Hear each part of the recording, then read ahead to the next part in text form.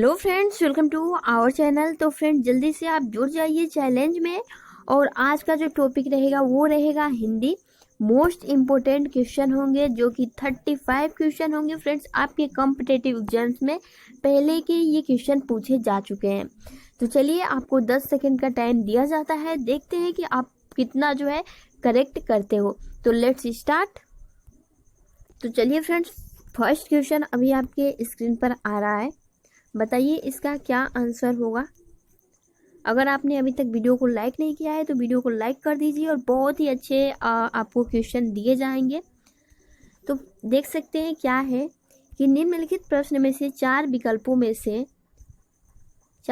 में से उस सही विकल्प का चयन करें जो दिए गए गद्य पद्य के उचित अलंकार का रूप का सबसे अच्छा विकल्प है। आपको एक दे दिया गया है, आप देख सकते हैं, रघुपति राघव राजा राम।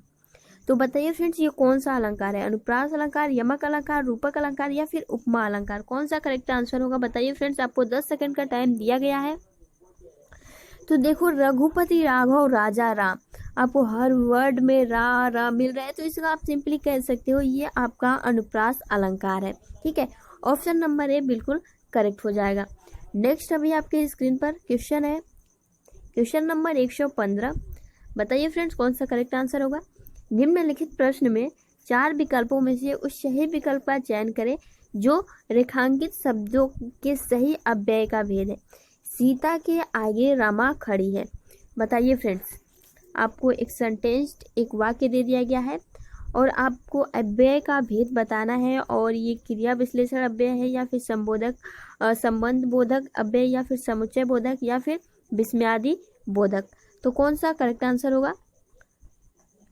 अगर प्रीपोजिशन की तरफ से अगर आप देख सकते हैं तो आप सिंपली कह सकोगे कि इसका जो करेक्ट आंसर हो जाएगा वो हो जाएगा ऑप्शन नंबर बी।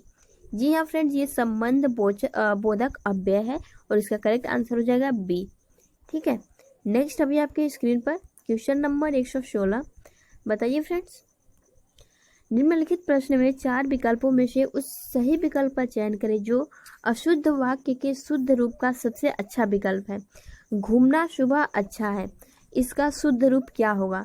घूमना अच्छा है सुबह, घूमना सुबह है अच्छा, या फिर सुबह अच्छा है घूमना, या फिर सुबह घूमना अच्छा है? कौन सा करेक्ट आंसर हो जाएगा फ्रेंड्स? बताइए। सुबह घूमना अच्छा है, तो आप सिंपली कह सकते हो कि इसका जो करेक्ट आंसर हो जाएगा वो हो जाएगा ऑप्शन नंबर डी। सुबह घूमना अच्छा होता है, सेहत के लिए आप भी घूम सकते हो, कोई दिक्कत नहीं है। नेक्स्ट अभी आपकी स्क्रीन पर क्वेश्चन है, पहले हम क्वेश्चन को अच्छे से रीड कर लेते हैं। निम्नलिखित प्रश्न में चार विकल्पों में से उस सही विकल्प का चयन करें जो बताता है कि नीचे दिए गए छंद के प्रत्येक चरण में कितनी मात्राएं हैं।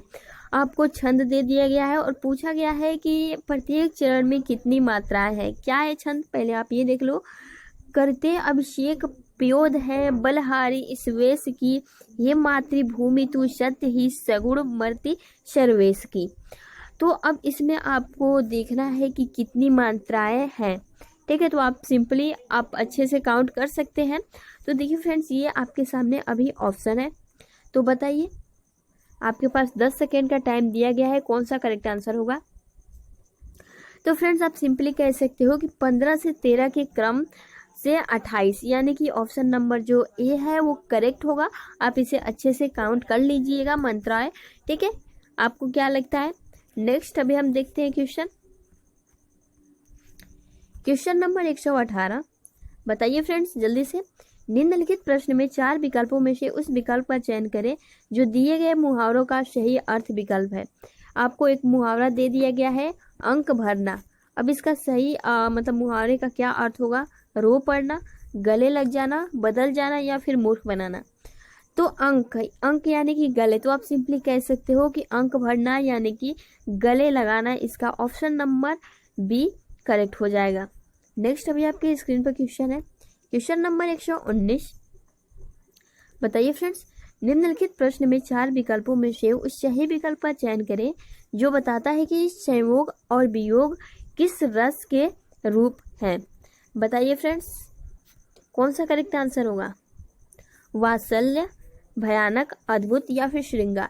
तो जो आपका संयोग और वियोग है ये आपका श्रृंगार रस है जिसमें श्रृंगार रस में संयोग भी मिलता है और वियोग भी मिलता है।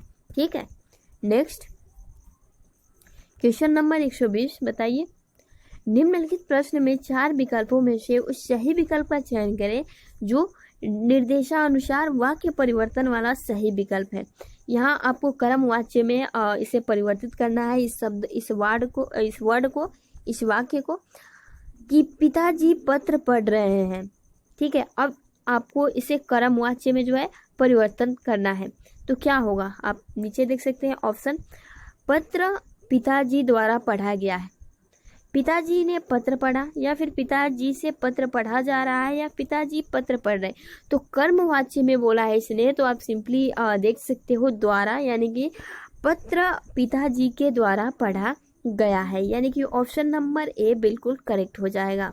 नेक्स्ट बताइए फ्रेंड्स, योजक चिन्ह के बारे में पूछा गया है, इसीलिए हमने आपको पहले भी बोला था कि विराम चिन्ह अगर आपने नहीं पढ़ा है तो आपको पढ़ लेना चाहिए ताकि आपको इन क्वेश्चनों में कोई भी दिक्कत ना हो।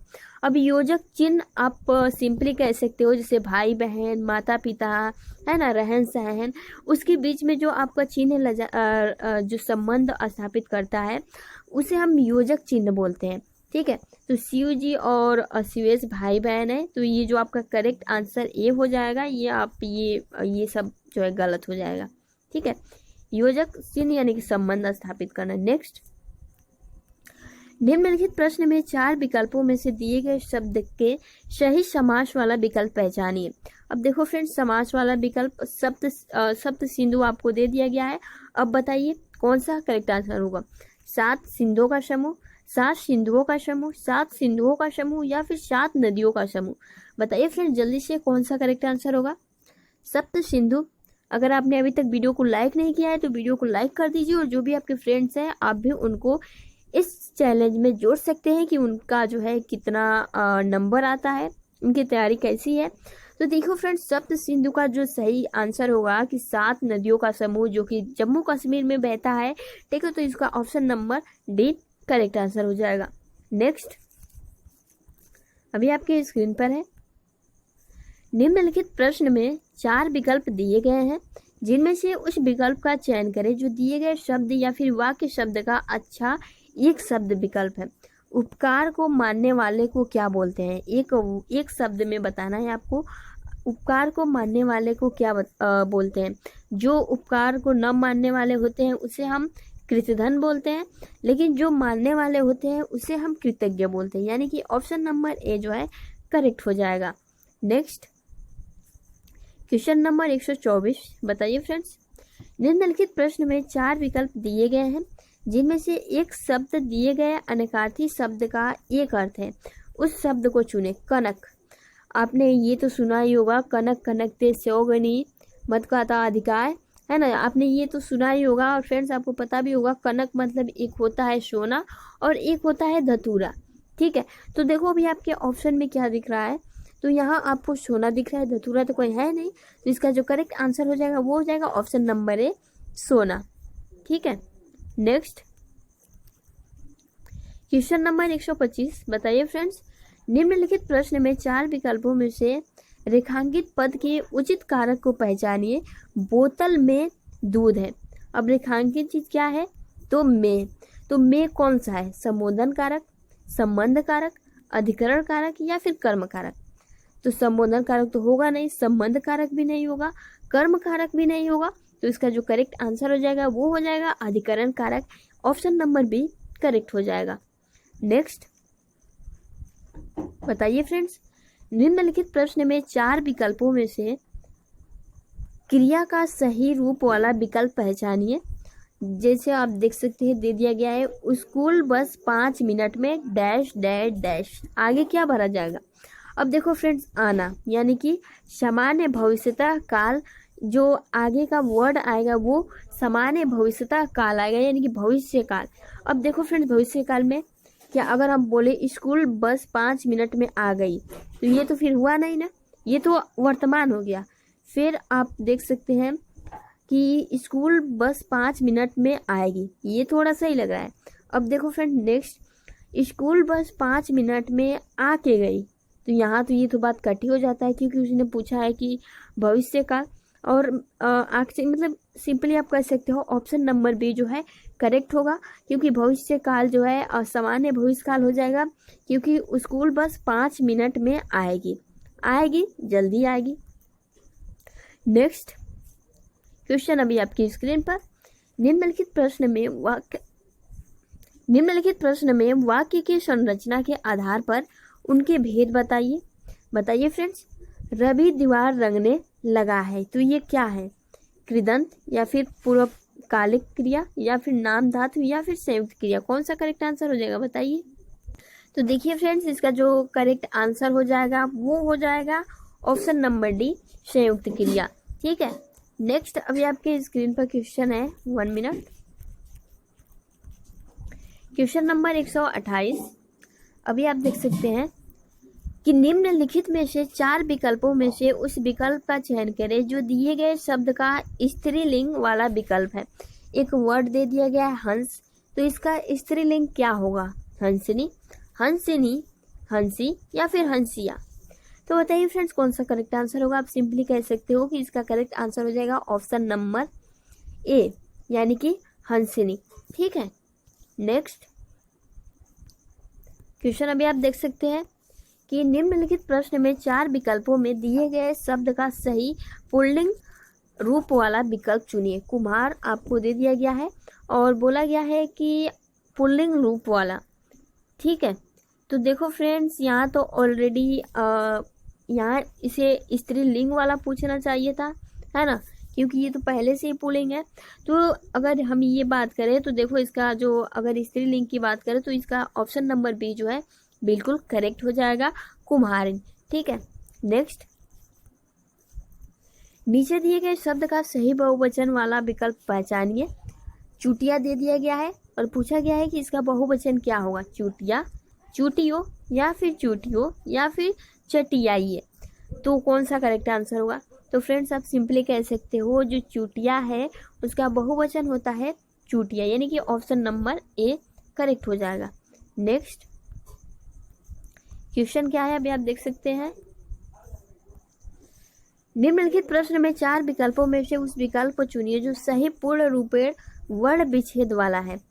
तो देखो फ्रेंड्स, कृपण का जो है वर्ण विच्छेद पूछा गया है कि कृपण किससे मिलकर बना है। ठीक है, तो अब आप यहाँ देख सकते हो कृपण जो क से और इसमें री, ठीक है, क्री प्लस प प्लस ओ। अब ड़ में पहले आता है ओ, फिर ड़ के बाद आपका क्या आता है ओ। तो सिंपली आप कह सकते हो कि ऑप्शन नंबर डी जो है बिल्कुल करेक्ट हो जाएगा, कृपण। ठीक है,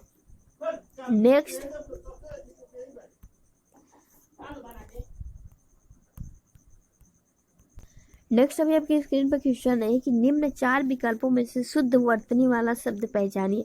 शुद्ध वर्तनी वाला यहाँ शब्द आपको पहचानना है कि कृष्ण, यानी कि कृष्ण कैसे लिखा जाएगा, कृष्ण या फिर कृष्ण? तो आप सिंपली कह सकते हो जो हमारे कान्हा हैं उन्हें हम सिंपली कृष्ण ऐसे लिखते हैं, शुद्ध वर्तनी भी है। ठीक है, तो ऑप्शन नंबर ए बिल्कुल करेक्ट हो जाएगा। नेक्स्ट आप देख सकते हैं कि निम्नलिखित प्रश्न में 4 विकल्पों में से उस विकल्प का चयन करें जो दिए गए वाक्यों में विश्लेषण शब्द की विशेषता प्रकट करता है। इस पर्वत, अब देखो फ्रेंड्स, इस पर्वतमाला में बहुत ऊंचे ऊंचे पहाड़ हैं। आपको ये वर्ड दे दिया गया है और पूछा गया है कि विशेषता प्रकट करती है। इस पर्वतमाला में बहुत ऊंचे ऊंचे पहाड़ हैं। तो देखिए यहाँ सिंपली आप कह सकते हो कि बहुत, यहाँ जो ये बहुत है इसका करेक्ट आंसर हो जाएगा और ये विशेषता प्रकट करता है। ठीक है, तो ऑप्शन नंबर बी बिल्कुल करेक्ट हो जाएगा। नेक्स्ट अभी आप देख सकते हैं क्वेश्चन नंबर 134। बताइए, निम्नलिखित प्रश्न में 4 विकल्पों में से उस विकल्प का चयन करें जो दिए गए वाक्य का सही विकल्प है।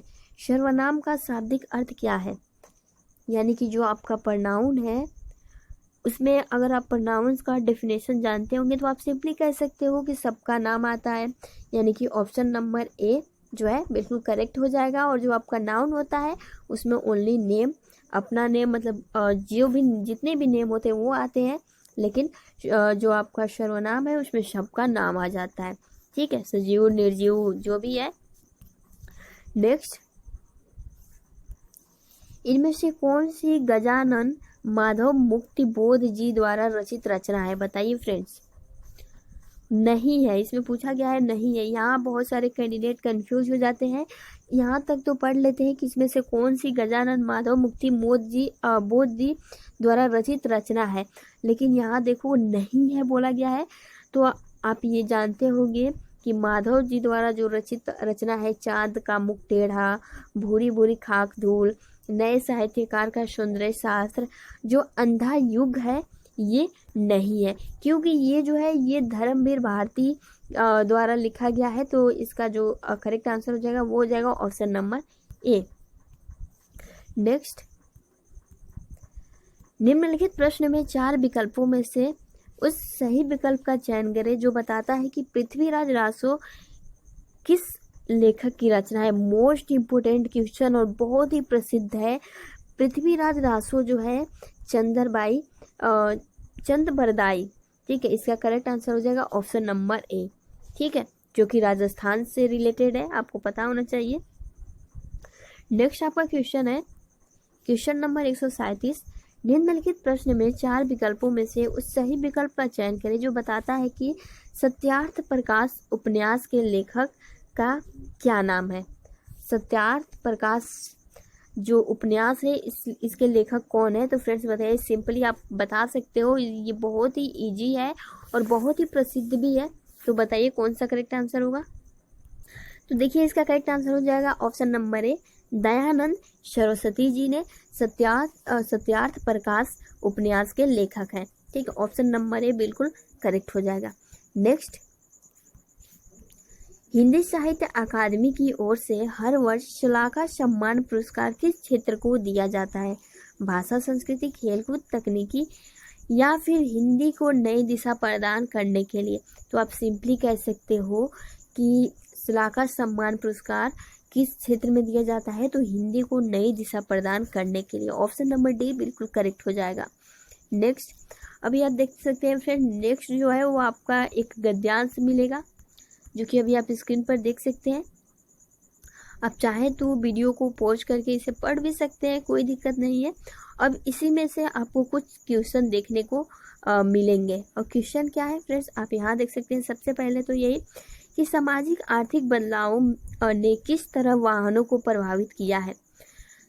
जो सामाजिक आर्थिक बदलाव से किस तरह से वाहनों में प्रभावित किया गया है, तो आप सिंपली कह सकते हो कि हल्के वाहनों का प्रयोग होने लगा है अब, है ना। नेक्स्ट, घोड़ों के पैरों को किस रूप में सजाया गया है जाता है? बताइए फ्रेंड्स। वो आपको, अगर आपने गद्यांश पढ़ा होगा तो आपको सिंपली आंसर पता चल जाएगा, कोई दिक्कत नहीं है। लेकिन क्वेश्चन आपके ऐसे ही पूछे जाते हैं तो आपको ये भी जानना चाहिए। तो काशी दकारी युक्त वस्त्र में, ऑप्शन नंबर ए बिल्कुल करेक्ट हो जाएगा। नेक्स्ट, तांगा किस रूप में इक्के से अलग वाहन है? बताइए फ्रेंड्स। तो इसका जो करेक्ट आंसर हो जाएगा वो हो जाएगा ऑप्शन नंबर ए, भारी और बड़ा वाहन है, ठीक है। नेक्स्ट, परिवहन के साधन का इस्तेमाल किसके अनुरूप किया जाता है? बताइए फ्रेंड्स, कौन सा करेक्ट आंसर हो जाएगा? परिवहन के साधन का हम इस्तेमाल सामाजिक प्रतिष्ठा के अनुरूप करते हैं, ठीक है। नेक्स्ट,